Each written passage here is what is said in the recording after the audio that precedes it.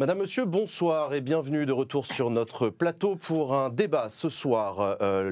Réformer les retraites, une nécessité incomprise. Ne ratez pas, après notre émission, notre soirée spéciale, l'antiracisme, ce racisme qui ne dit pas son nom.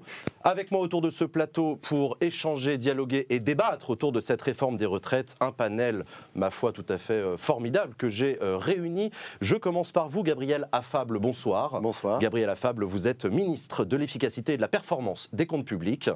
Vous êtes rentré au gouvernement récemment en stage directement en sortie d'HEC. Et je rappelle par ailleurs qu'à 12 ans, vous avez été... Depuis l'école alsacienne. Depuis l'école alsacienne, déjà, c'était votre stage à l'école alsacienne, absolument. Et je rappelle qu'à 12 ans, vous avez été lauréat du prix du meilleur jeune économiste de la Fondation Lagardère. Merci d'être avec nous ce soir, Gabriel Affable. Avec nous également Valérie Régresse, bonsoir. Vous m'avez manqué. Vous aussi, Valérie Régresse, vous êtes députée Les Républicains de Monaco.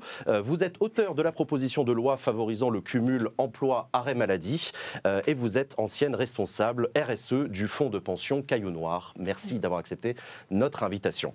Bonsoir. Avec nous également Christophe Barban, bonsoir. Bonsoir. Christophe Barban, vous êtes économiste, politologue, philosophe, infectiologue, anthropologue, musicologue. Vous êtes directeur du service économie de la chaîne Gulli et vous avez publié cette semaine d'ailleurs un nouvel ouvrage qui s'intitule « Cette solidarité qui mine notre compétitivité ». 127 € chez Plomb. Chez Plomb, absolument. Dans toutes les bonnes librairies. Merci beaucoup d'avoir accepté notre invitation. Et enfin, nous sommes également avec Bernard Decazes. Bonsoir. Bonsoir. Bernard Decazes, vous êtes ancien ministre lors du quinquennat de François Hollande. Vous êtes le fondateur de la gauche décomplexée, modernisée, libéralisée, que vous venez de lancer. Et c'est vous qui avez porté la fameuse réforme de la réussite éducative qui prévoit l'encadrement militaire des lycéens qui ont moins de 10 de moyenne. Exactement. Ouais. Merci d'avoir accepté tous les quatre mon invitation sur ce plateau. Alors je le rappelle, nous allons débattre ce soir de cette réforme des retraites. Je propose de commencer par vous, Bernard Decazes. Peut-on rappeler finalement les faits scientifiques? Commençons par les faits scientifiques. Cette réforme des retraites est une évidence. L'économie l'impose. Écoutez, nous avons, avec François Hollande, en responsabilité à l'époque, déjà conduit une première réforme des retraites en 2013. Et je crois qu'aujourd'hui, si certains peuvent se réclamer d'un équilibre budgétaire, d'un équilibre des comptes, ou à tout le moins le président du corps nous expliquer qu'il n'y a pas de déficit si important que ça, c'est parce que nous avons su prendre les décisions qui s'imposaient économiquement, budgétairement, politiquement. Et c'est donc parce qu'il n'y a pas besoin de réforme que cette réforme est absolument nécessaire. Elle est nécessaire, est indispensable, évidemment, puisqu'il n'y en a pas besoin, vous l'avez dit. Je me tourne vers vous, Gabriel Affable. Le gouvernement défend le travail jusqu'à 64 ans, en rappelant d'ailleurs que là aussi c'est une vérité biologique. Il faut travailler jusqu'à 64 ans, c'est nécessaire. C'est la science qui le dit. C'est la science qui le dit et toutes les études le montrent. Nous avons déployé un certain nombre d'arguments qui, je crois, commencent à convaincre largement. Et moi, je me félicite qu'on ait un plateau aujourd'hui avec des gens qui sont sensés. On a une gauche républicaine qui partage nos valeurs. Et on n'a pas des permanents syndicaux qui nous expliquent qu'il faut travailler plus doucement. Parce que moi, je sais ce que c'est. Je suis permanent politique depuis des années, donc je sais ce que c'est le travail. Et aujourd'hui, on a un plateau responsable. Et oui, il y a des arguments. Il faut travailler plus longtemps. On va continuer à l'expliquer. D'ailleurs, j'ai sollicité mon ami Lagardère pour avoir de nouvelles tribunes dans le JDD et déployer encore nos arguments pour convaincre plus largement. Très bien, et je vous confirme effectivement pas de zadistes sur mon plateau, je l'ai dit d'entrée de jeu en conférence de rédaction. Nous sommes là pour avoir un débat sérieux, si je puis me permettre, mieux équilibré que les comptes de la sécurité sociale. Je me tourne vers vous, Valérie Régresse. D'ailleurs, j'ai oublié de préciser que vous animez le podcast Dérégulation Site et Champion. Pourquoi finalement, malgré ces évidences rappelées sur ce plateau, pourquoi tant de Français continuent à ne pas comprendre cette nécessité de la réforme? Et pourtant, cette réforme, alors je ne suis pas tout à fait d'accord avec ce qu'ils ont dit, parce que 64, 65, pourquoi pas 67, enfin, c'est un peu plus compliqué que ça, mais il faudrait être très clair. Là, il est question de faire un contrat qui serait un partenariat entre toutes les personnes, et notamment les citoyens, parce qu'il ne faut pas oublier la dimension citoyenne qu'il faut mettre dans cette réforme pour qu'enfin il y ait une véritable participation et, j'ai envie de dire, une solidarité, parce que nous sommes dans un contexte de mondialisation et je crois que c'est cette dimension qu'il ne faut pas oublier et il va falloir qu'on établisse ensemble un diagnostic partagé entre tous les acteurs pour qu'enfin tout ça ait une dimension bien plus républicaine. Je me tourne vers vous, Bon, Christophe. Non mais on se connaît mon cri-cri. Pardon, Christophe Barban, excusez-moi. Christophe Barban, s'il se peut que quelques Français, malheureusement, regardent trop peu nos émissions pour comprendre c'est effectivement cette évidence que vous avez rappelée.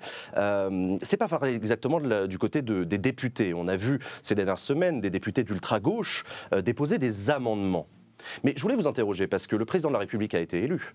Oui. Dès lors que l'on dépose un amendement pour modifier ces projets, est-ce que l'on n'est pas dans une démarche antidémocratique ? Si, complètement. Et on a vu beaucoup à l'Assemblée nationale ce comportement du côté de l'extrême gauche NUPES.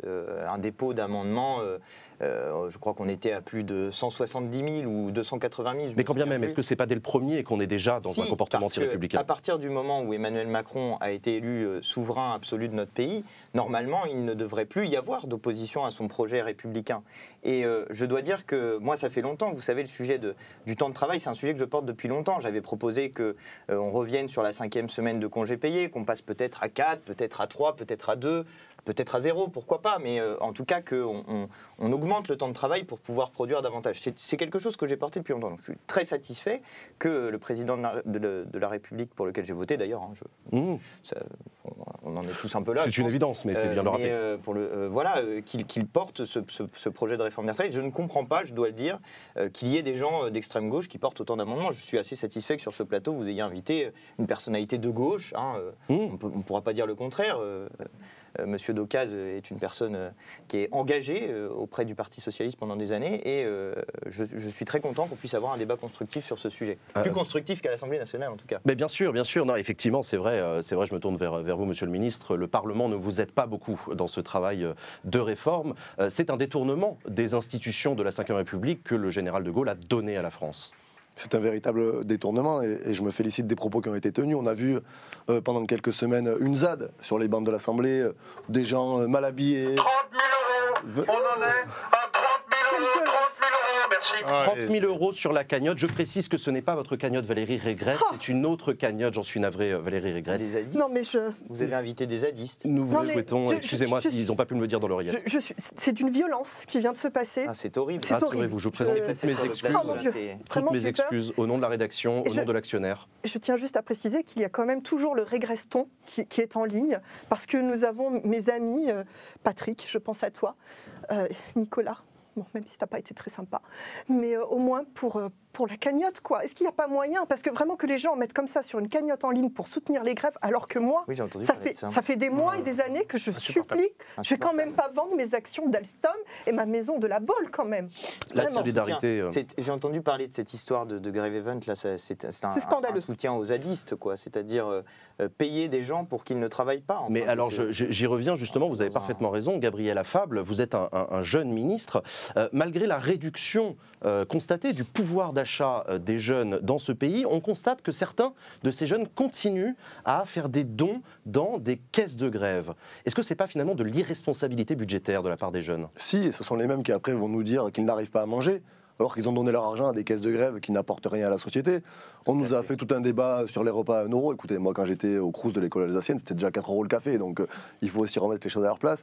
Moi j'invite ces jeunes à garder leur argent, à travailler plus, à travailler y compris pendant leurs études, pour pouvoir se nourrir, plutôt que d'alimenter des caisses de grève qui pour la plupart ne servent à rien et permettent à des gens de continuer à crier dans un pays qui est déjà totalement à genoux. On sort un peu du sujet, mais Bernard Decazes, vous aviez proposé, je crois, à l'époque, et ce n'était pas passé, de remplacer les bourses étudiantes par des chèques cadeaux. Mais oui, c'est là qu'on aurait pu voir l'utilité de ce type de réforme. Évidemment, parce que quand vous donnez de l'argent à des jeunes, ils le dépensent. Et ils le dépensent comme ils le veulent. Et ça peut être un problème. Très dangereux. Ça peut être un problème. Alors que quand vous faites des chèques cadeaux à la Fnac, à Darty, sur Amazon, vous savez où va l'argent. Vous savez à quoi il sert, à quoi il va leur servir. Et c'est extrêmement important. Et je repense à ce que vous venez de dire, Monsieur Affable. Parce que, bon, moi je pense qu'il y a une place pour une gauche responsable et raisonnable dans ce pays.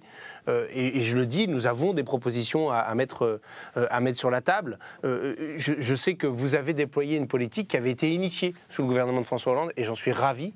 C'est un jeune, une solution. Voilà, un jeune, une solution. Ça, c'est parfaitement le dispositif qui permet à chaque étudiant, aujourd'hui, sur le site internet du gouvernement Un jeune, une solution, de pouvoir trouver un travail pendant ses études, parce que quand vous avez un travail pendant vos études, vous avez du coup le goût du travail. Vous savez ce que c'est la valeur travail. Et ça, c'est important dans une société où on va devoir travailler jusqu'à 64 ans. Il faut que ce goût du travail arrive jusqu'aux papilles des plus jeunes dès que possible. Leur donner envie d'être milliardaire, pourquoi pas Exactement. Mais sur les chèques cadeaux, il faut aller plus loin. On partage ce genre de propositions et nous, on proposera certainement des nouveaux chèques cadeaux, mais qui seront encadrés sur les livres qu'on achète. C'est-à-dire qu'il ne faudra pas non plus que les jeunes puissent choisir leurs livres à la FNAC, ou de jeux pas de vidéo, jeux je ne sais quoi. anticapitalistes, anarchistes qui appellent à tuer des policiers. Non, non, on choisira les livres. Et il y aura évidemment au premier rang de ces livres, le livre. C'est Brigitte qui choisit. Des livres de nos éditorialistes de plateau avec qui on partage un certain nombre de choses, avec qui on discute le soir et qui sont aussi pour nous des vecteurs pour passer des messages. Christophe Barban. Il pouvait y avoir le mien dans le lot, ça serait. On fera le nécessaire. On fera le Je sais pas si nécessaire. c'est possible, mais on en reparle. J'y veillerai, bien entendu. Je me tourne vers vous, peut-être, donc voilà, un premier élément d'analyse sur cette réfraction étrange des Français à cette réforme nécessaire. Mais ne peut-on pas aussi incriminer ces réseaux sociaux comme Twitch ou TikTok sur lesquels pullulent des fake news? On y lit, on y entend parfois que cette réforme serait, je ne sais quoi, injuste, pas nécessaire, etc. Oui, et puis YouTube aussi également, ça fait partie de ces réseaux sociaux sur lesquels, enfin dits sociaux, parce que c'est des réseaux dans lesquels on s'enferme finalement dans des idées souvent d'extrême gauche, très radicales, dans lesquelles certains disent d'ailleurs qu'un autre monde est possible. J'ai entendu... ça va jusque-là? Oui. Jusqu'à la mort, des gens au travail. comme Jean-Luc Mélenchon, par exemple, tenir ce genre de propos. Un autre monde est possible, j'ai vu, il fait une... Et ça, nos jeunes l'entendent. Les jeunes l'entendent et c'est ça le grand problème. Et il faut voir de quel monde on parle. Les gens écoutent, oui, mais les gens écoutent, les jeunes notamment sur les réseaux sociaux, alors que s'ils se concentraient sur de vrais médias d'information, comme cette émission de débat qui permet d'aller en profondeur sur les sujets, eh bien cela permettrait une élévation du niveau de compréhension de la nécessité de cette réforme des retraites. Et il est indispensable que l'ensemble des gens comprennent la nécessité de cette réforme des retraites. Parce que sinon quoi? Sinon, vers quoi va-t-on? Eh bien, à force que les gens écoutent des discours alternatifs à ce que nous proposons sur ces médias dits sérieux, eh bien, il y a des gens qui veulent s'engager dans des mouvements de grève. Et notamment le 7 mars, certains veulent arrêter le travail. On le lit beaucoup sur les réseaux sociaux. Dit-on, bloquer le pays. Mettre la France à l'arrêt. Enfin, ce sont des propos presque séditieux. On est dans un moment où la puissance naturelle des plus riches est contestée par des gens qui ne sont rien. Et ça, c'est un problème très grave pour les gens comme vous et moi. Qu'il y ait une contestation qui puisse exister sur ces réseaux sociaux, qu'elle se porte dans la grève, qu'elle se porte dans la rue. Enfin, vers quoi va-t-on? Vers un mouvement... dont on ne sait pas quelles seraient les conséquences ensuite pour l'économie et notamment pour les milliardaires. Pour nos investisseurs qui du coup pourraient... qui seraient effrayés bien sûr, et qui partiraient. Et n'investiraient pas. Ça serait assurément le chaos et la catastrophe. D'ailleurs le ministre Olivier Véran l'a très bien dit. Ce serait le chaos, ce serait la crise écologique, ce serait la crise sanitaire. La sécheresse à venir. Donc, sécheresse qui est provoquée en partie par les mouvements de grève, effectivement. Évidemment, oui. La santé des enfants. Bien sûr. On ne le dit pas assez. Mais c'est normal. Valérie Régresse, pendant la campagne présidentielle, vous proposiez la retraite à 70 ans, avec le maintien du cumul emploi-retraite jusqu'à 75 ans. Mais là, vous acceptez de soutenir une réforme qui propose d'aller jusqu'à 64 ans. Est-ce que ce n'est pas un peu trop de gauche pour vous, cette réforme ? C'est qu'un premier pas, parce que de toute façon, écoutez, il faut bien aller au cœur du débat, et nous sommes prêts, nous, à débattre, parce que derrière, il y a la valeur travail, voyez. Et la valeur travail est extrêmement importante. Je le sais, parce que c'est très dur, effectivement. Quand je fais des vidéos, il faut que je me lève à 7h du matin, et j'y arrive. C'est dur, mais j'y arrive. Et j'arrive à tenir, des fois, 45 minutes en hémicycle. Vraiment. Et c'est très dur, surtout avec les insoumis. C'est extrêmement pénible. C'est extrêmement pénible. J'ai mal aux oreilles. Voilà. Et, non, mais c'est vrai que peut-être sur les femmes, mais vous le savez, rien de tel qu'une femme pour faire le ménage. Gabriel Affable, je me tourne vers vous. On constate qu'à chaque fois qu'un ministre prend la parole dans les médias pour défendre cette réforme, l'opposition à la réforme progresse dans l'opinion. Est-ce que vous ne manquez pas de pédagogie? Ne faut-il pas faire plus de pédagogie de la réforme? Vous avez certainement raison, on a peut-être péché par manque de pédagogie ces dernières semaines. On va continuer à expliquer cette réforme, à expliquer pourquoi elle est positive, pourquoi elle va améliorer le quotidien des femmes, pourquoi elle va permettre de créer des emplois et pourquoi justement elle est nécessaire. Parce que je veux aussi lancer un message au travers de votre émission. Le système de retraite va s'effondrer demain. si on ne prend pas Dès demain, si on ne prend pas des décisions courageuses. Donc il faut aujourd'hui assumer de dire que nous allons travailler plus longtemps.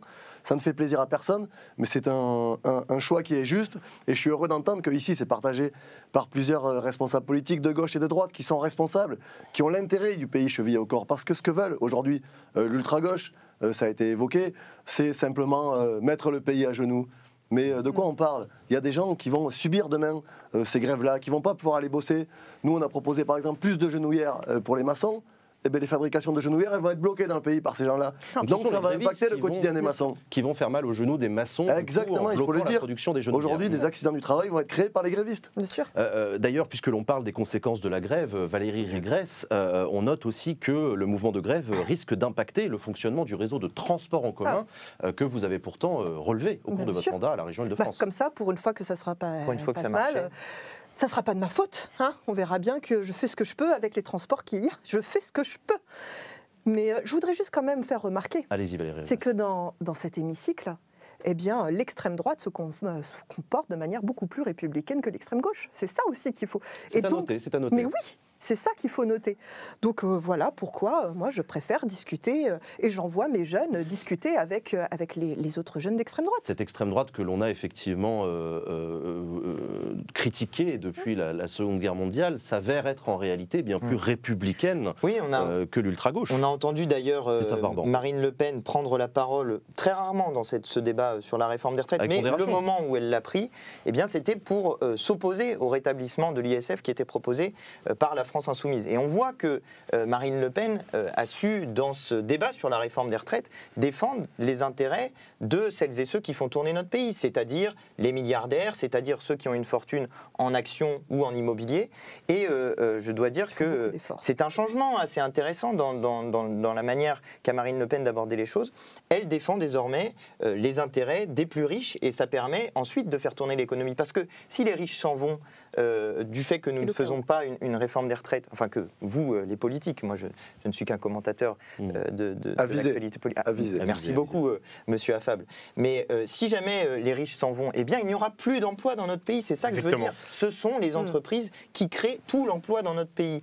Et même, on pourrait d'ailleurs élargir l'idée, je veux dire les hôpitaux, les écoles, bon pour l'instant c'est du service public, mais en réalité, ne serait-ce pas plus efficient si jamais c'était des entreprises qui s'occupaient de la santé, de l'éducation de nos enfants.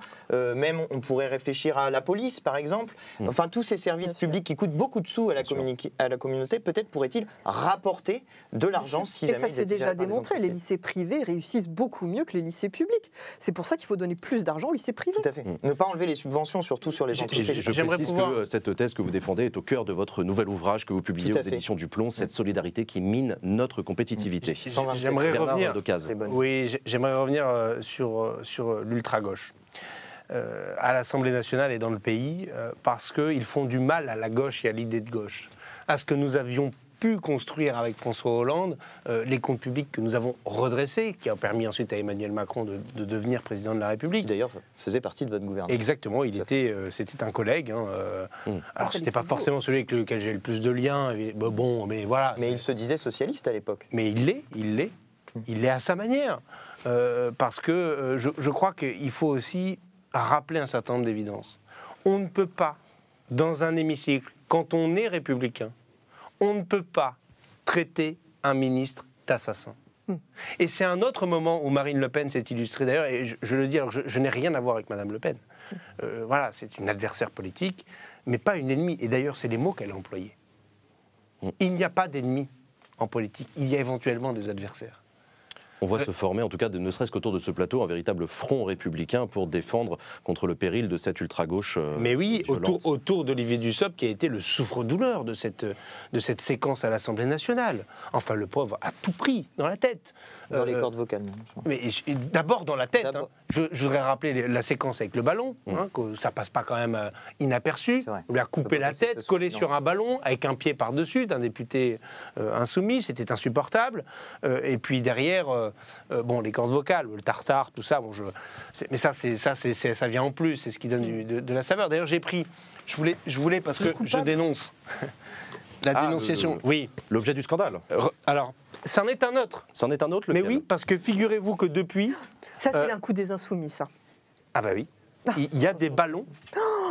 Vous vous rendez compte? Il y a des Quel ballons manque de Macron. respect. Vous vous rendez Vous compte? l'avez trouvé sur Internet, je suppose. Oui. Ah. Et les Ça, gens... c'est fabriqué ou c'est parce que ça a l'air imprimé dessus? on Oui, dirait oui, que- bah oui, c'est un, une vrai, marque, c'est c'est une un marque. vrai ballon Macron. Ah, il y a une marque qui fait son... Et donc, il y a des gens qui se procurent des ballons Macron et qui tapent dessus avec leurs Tape pieds. dans le ballon. Oui, c'est tout à fait Il joue au anti-républicain. foot. Et ça, c'est l'ultra-gauche. Ça, c'est la France insoumise, NUPES, là. Et moi, je dis, je veux dénoncer. Parce que nous sommes dans un mouvement aussi où nous sommes en train de recréer de la politique, recréer du sens. Je veux dénoncer la complicité de ceux qui ne dénoncent pas le comportement de l'ultra-gauche et les filles NUPES. Je pense à mes anciens amis socialistes, j'en ai encore quelques-uns, qui sont allés se perdre là-dedans, dans ce truc-là, cette alliance Dans une radicalisée. soumission à M. Mélenchon. Ah non, d'ailleurs, c'est quelle insupportable. ironie. C'est une évidence. La soumission est insupportable. Donc il faut quand même qu'on puisse aujourd'hui dénoncer ce genre de choses, Si je- sinon la chienlit s'installe. Si je peux Monsieur interroger... Christophe juste- Barban et ensuite Gabriel Affable. Oui, juste une petite question Ouais. pour vous. Comment vous expliquez que vos anciens camarades socialistes se soient ainsi rangés derrière Jean-Luc Mélenchon? C'est vrai, ça. Que s'est-il passé pour que, comme cela, C'est un effondrement du Parti Socialiste, la vieille maison quand même. Ils ont cédé aux sirènes électorales, électoralistes, je dirais même, faciles. Voilà, Jean-Luc Mélenchon leur a promis, parce qu'il a fait un score à la présidentielle. Mais comment Personne on ne peut le nier, explique ce malheureusement. score? Comment- Je le déplore, je suis le premier à le D'où ça déplorer. vient? C'est les réseaux sociaux. C'est... Mais oui, mais ils se sont dit, c'est le schéma est très, très facile. Ils se sont dit, si on ne va pas derrière Mélenchon, alors on aura 10, 15 députés, peut-être même pas un groupe. Voilà. Et moi, je portais à l'époque de dire, eh ben, on s'en fiche.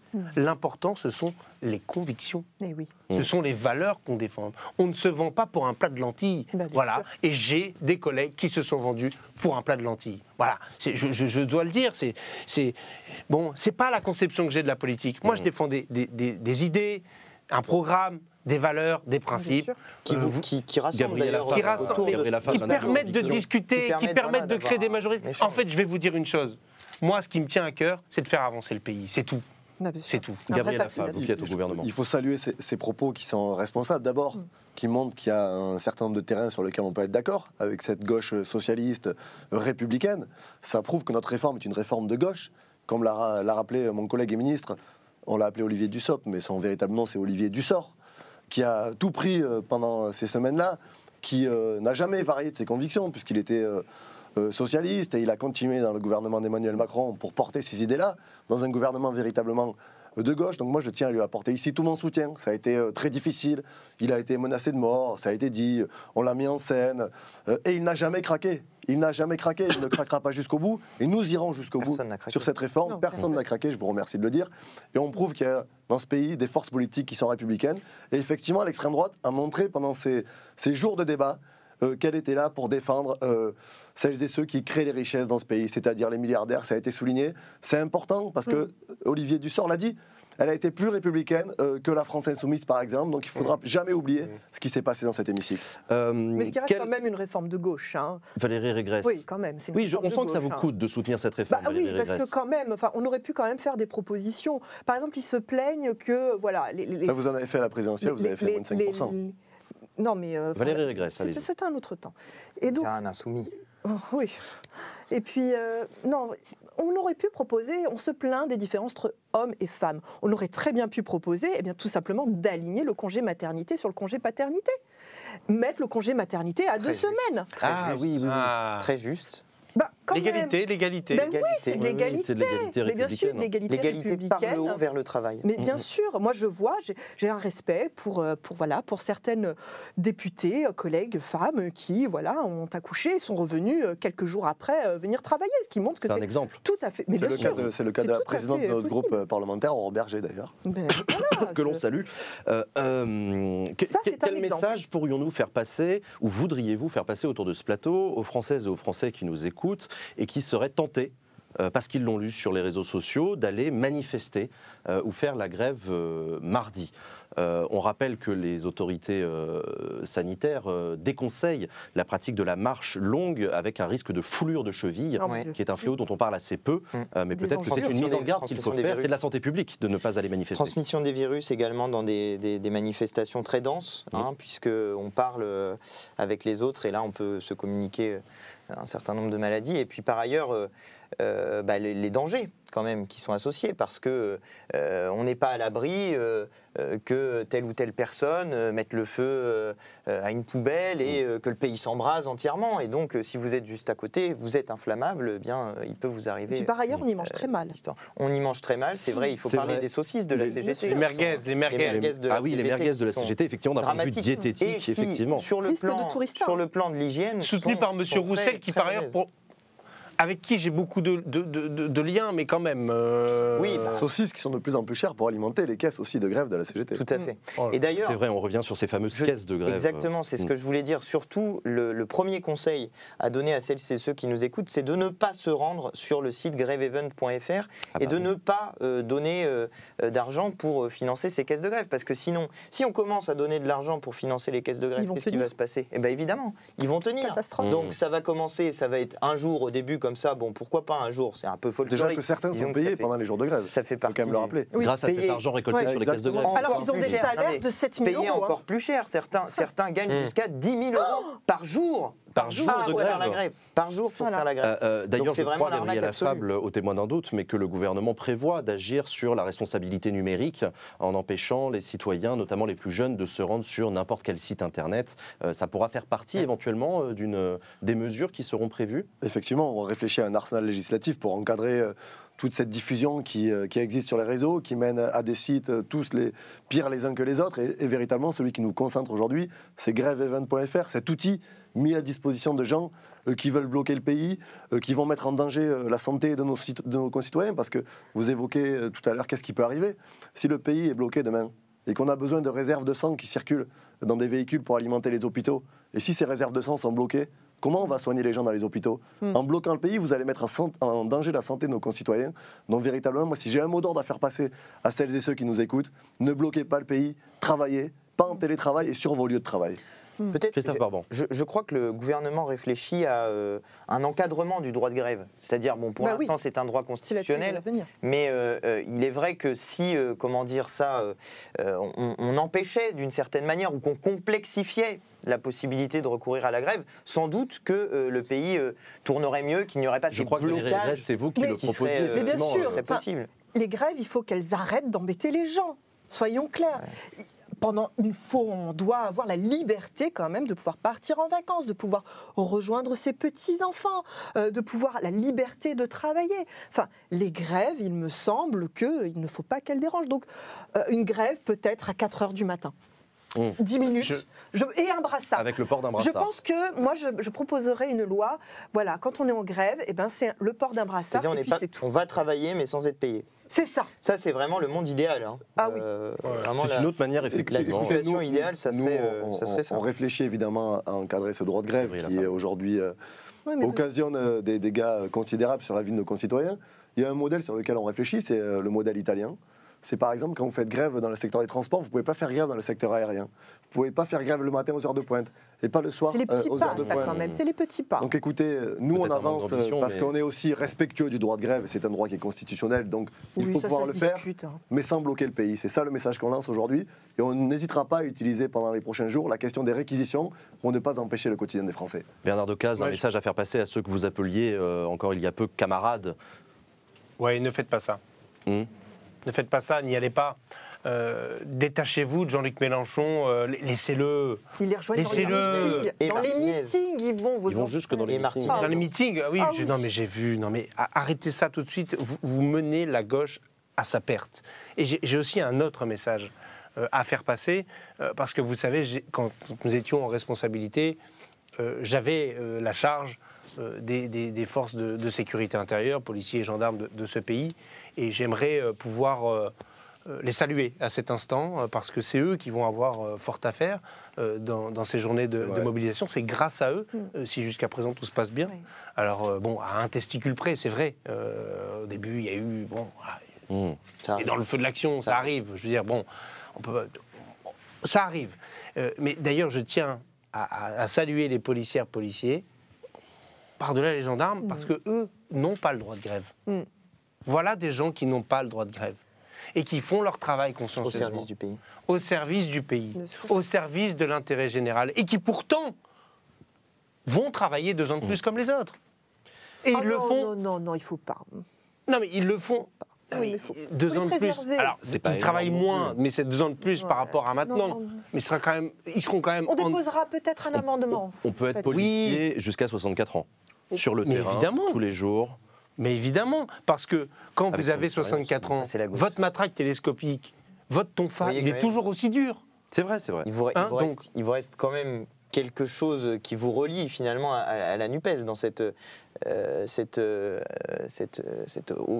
manière de présenter les choses, je trouve. Parce que Vous restez un homme de gauche.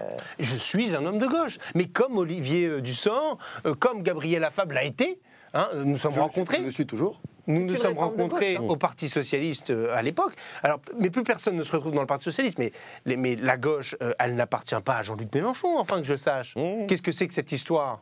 C'est pas Qu'est-ce une que marque c'est que cette déposée. histoire ? Non, Alors, mais il faudrait avoir un couteau entre les dents, être tout rouge et grogner, c'est ça, être de gauche que pourrait Non, faire- il y a des gens responsables, bien habillés, qui parlent correctement, qui font des phrases délicates et qui sont de gauche. Voilà. Que pourrait faire le président de la République pour accélérer cette réforme et sortir de cette panade qui risque en plus de s'aggraver avec ce mouvement du 7 mars? Ne pourrait-il pas mettre fin au débat plus vite et faire entrer en vigueur cette réforme? Olivier Barban. il aurait Barban, pardon. pu faire un 49-3 pour accélérer les débats. Ça nous aurait évité d'entendre... Il le peut encore. Il le peut, oui, mais là, l'issue semble assez intéressante, puisqu'on a un Grâce à la texte au sagesse des Sénat, sénateurs. grâce à la sagesse des Et à la sénateurs, droite, grâce heureusement au qu'elle est fait là. que, à l'intérieur de ce qu'on appelle les commissions mixtes paritaires, c'est-à-dire ces structures dans lesquelles 7 sénateurs discutent avec 7 députés et où, disons, c'est un peu plus feutré que dans l'Assemblée nationale, où on s'entend. quoi. Il y a- C'est plus il y a moyen républicain. de Le Sénat a régler. toujours été plus républicain Tout à d'ailleurs, fait, c'est dans l'histoire de France. beaucoup plus républicain parce que beaucoup plus à l'abri des regards, disons. Et bien là, il y a la possibilité qu'un texte sorte assez rapidement et que dès le 16 mars, eh bien, la réforme des retraites soit votée. Alors après, j'entends aussi beaucoup dire que si jamais cette réforme est adoptée, certains veulent durcir le mouvement. Et ça, c'est un risque. C'est-à-dire que là où les députés, finalement, pourraient voter la réforme des retraites, puisque nous avons un accord, si je comprends bien, entre la droite et la Macronie, eh bien, il pourrait y avoir un durcissement du mouvement après le 16 mars. Et ça, ce serait extrêmement grave. Admettons, je ne suis pas le partisan des scénarios du pire, mais faisons de la fiction. Imaginons que les Français soient massivement dans la rue le 7 mars, bloquent le pays, comme les appelle l'ultra-gauche. J'en ai des sueurs Le froides. gouvernement peut-il être contraint de retirer cette réforme? Gabriel Affab. Nous ne faisons jamais de politique sous pression de la rue. Et aujourd'hui, celles et ceux qui décident dans le pays sont celles et ceux qui ont été élus. C'est les députés et ce sont les sénateurs. D'ailleurs, je me félicite qu'il y ait un accord qui va être passé très certainement en CMP. Et on parle d'ailleurs, j'en profite, toujours du régime soi-disant spécial des sénateurs, que la gauche jette sur la place publique en disant c'est des privilégiés. Moi, je pense qu'il faudrait mieux réformer le régime spécial des députés qui aujourd'hui peuvent déposer trop d'amendements, ça a été évoqué. On en parlait. On va certainement réfléchir à ça. Les sénateurs sont Écoutez, des travailleurs de la République. Écoutez, nous avons eu l'exemple par le passé des Gilets jaunes qui ont voulu se mobiliser, qui ont été extrêmement violents, qui ont cassé, qui ont pris à partie les forces de l'ordre. Et nous n'avons jamais cédé, donc nous ne céderons pas face à la rue, face à quiconque, nous tiendrons bon. Et cette réforme, elle est juste. Et surtout, nous assumons de tenir parce que sans elle, le pays va tomber. Je vais me faire Christophe Barban. un petit peu l'avocat du diable. Oh, attention. Mais néanmoins, quand les Gilets jaunes ont manifesté, le gouvernement avait fini par céder 10 milliards d'euros. D'ailleurs, C'est juste. je Non, me mais fais qui encore... geste de montre son gauche. Je me objectivité fais quand encore, même, Monsieur je me fais Barban. encore l'avocat du diable, mais Cela vous honore. en 2020, le gouvernement, Emmanuel Macron, avait fini par céder lui aussi sur la réforme des retraites, après le travail d'ailleurs. Pendant la pandémie, c'est le députés- Covid qui nous avait obligés à revoir nos plans. Et sur les 10 milliards des Monsieur le Gilets jaunes, nous ministre, avons... sur les 10 milliards des Gilets jaunes, jamais nous ne sommes arrivés au bout de l'enveloppe. Hein. Oui, mais je dois encore me faire l'avocat du diable, mais la bordélisation... Attention à votre livre. La bordélisation, je dois faire mon travail en toute objectivité. Enfin, vous êtes indépendant, allez-y. Je suis indépendant, mais Mais raisonnable. la bordélisation organisée par les Insoumis à l'Assemblée nationale, il était que 17 à l'époque, mais enfin bon, c'était déjà bien le C'était bazar. déjà bruyant. Mais le bazar qu'ils avaient organisé avait ralenti l'examen de la réforme des retraites. Et c'était l'une des raisons pour lesquelles... malheureusement, la réforme de la retraite à points, qui était indispensable d'ailleurs, Qui était déjà indispensable. On n'en serait pas là aujourd'hui. Vous n'aviez pas faite.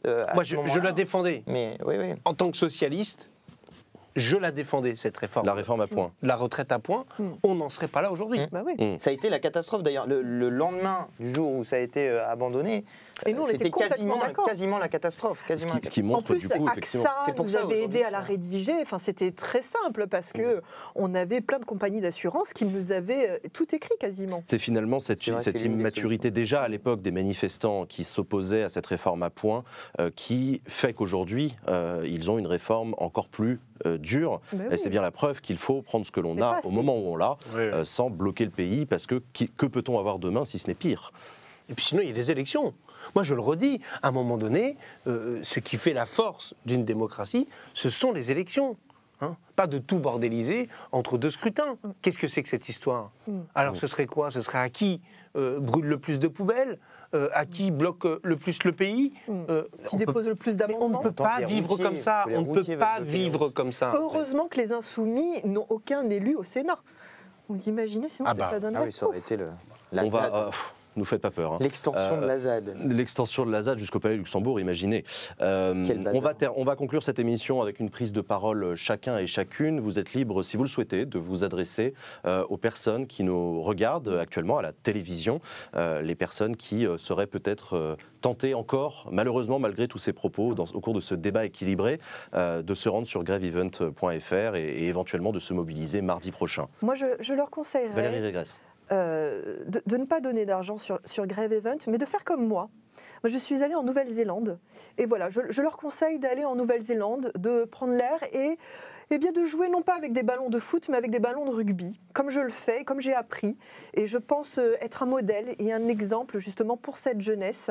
Et donc voilà, je leur conseille d'aller en Nouvelle-Zélande et de prendre des billets pour les JO, mais surtout pas d'aller sur Grève Event parce que Très bon conseil voyage. c'est le chaos aussi. Gabriel Affable, une idée, une proposition, une suggestion? Une parole simple, si vous aimez la France, si vous aimez ce pays, si vous aimez les travailleuses et les travailleurs, ne faites pas grève. Parce que c'est eux que vous allez pénaliser. Cette pauvre maman ou ce papa qui doit amener ses deux enfants à l'opéra le soir, comment il va se déplacer? Si vous deviez aller dans cette librairie du 6e, acheter vos livres, comment vous allez faire? Ou le dernier livre. Ne vous mobilisez pas. Comment vous allez faire pour accueillir le dernier livre de monsieur Christophe Barban? 127 € chez Donc moi je le dis, si vous avez un esprit de responsabilité, allez travailler, faites tenir le pays debout parce que c'est pour vous que nous faisons cette réforme. Christophe Barban? Oui, je vais commencer quand même par dire qu'il vaut mieux acheter mon livre 127 € chez Plomb que d'aller mettre de l'argent dans ce site grèveevent.fr. Mais surtout, moi, je veux insister sur la nécessité de cette réforme. J'ai dit, je ne sais pas si on s'en souvient, mais j'avais fait il y a bien longtemps maintenant une vidéo avec un pot de fleurs pour parler de la nécessité de réduire La dépense publique. Oui, réduire la dépense publique et d'augmenter le temps de travail avec la suppression d'un certain nombre de semaines de congés payés. Bon, bah là, c'est pas ça, là, c'est 2 ans de plus, mais c'est déjà ça de prix. 2 ans de plus, eh bien, ça me semble formidable pour pouvoir relancer la croissance, relancer le profit et donc, en bout de chaîne, évidemment, créer des emplois rémunérés, si possible pas trop cher, pour qu'on puisse continuer à faire du profit et continuer à créer des emplois. Mais sinon, s'il y a du monde dans la rue et dans la grève le 7 mars, eh bien, on peut s'attendre ni plus ni moins qu'à l'apocalypse. Bernard Decazes? J'adjure tous ceux qui se retrouvent dans la gauche, qui se pensent être de gauche, à ne pas aller manifester le 7 mars, à ne pas bloquer le pays, à ne pas faire des actions du type péage gratuit, qui permettraient aux automobilistes de circuler Ah bah non. gratuitement, par Jamais. exemple, de ne pas s'organiser pour être sur un rond-point, d'éviter tout ça. Et donc, par voie de conséquence, évidemment, ne pas donner sur les caisses de grève. Parce que, je le dis de mon point de vue, de mes convictions d'anciens ministres et de gauche et de militants de gauche, si vous voulez qu'il puisse y avoir une gauche digne de ce nom demain et après-demain, alors il ne faut pas que le pays soit bloqué. Parce que le blocage du pays, on l'a dit, c'est la sécheresse, on a dit c'est les enfants dans les hôpitaux qui vont, etc. mais c'est aussi l'avenir de la gauche que le blocage du pays va mettre en péril. Il ne faut pas l'oublier. Est-ce qu'on veut que demain, il y ait des t-shirts avec des effigies de moustachus, par exemple? Non, je ne comprends pas. Ce serait dingue que la merguez devienne un emblème. Enfin, qu'est-ce que c'est que cette histoire que des ballons, que les gens jouent au ballon. Non, mais ça pareil. C'est insupportable. Donc, moi, j'adjure à ce qu'en responsabilité, les gens n'aillent pas donner sur la caisse de grève de grèveevent.fr parce que demain, on a besoin d'une gauche responsable, une gauche forte, d'une gauche finançable et d'une gauche qui puisse discuter avec la droite. Mais non, laïque, mais évidemment, qu'ils puissent discuter avec la droite. On va, je ne sais pas si c'est une gauche de droite, je ne dirais pas ça comme ça, mais une gauche qui puisse discuter avec la droite, qui puisse construire l'avenir du pays, l'avenir pour nos enfants. Nous en reparlerons dans une prochaine émission. C'est la fin de cette émission et de ce débat réformer les retraites, une nécessité incomprise. Dimanche prochain, notre émission s'intitulera « Pourquoi seulement 800 000 manifestants le 7 mars ?» Et je vous rappelle la suite de votre programme sur notre chaîne, le débat, l'antiracisme, ce racisme qui ne dit pas son nom. Merci à tous et bonne soirée. Merci pour votre fidélité. Merci Léo.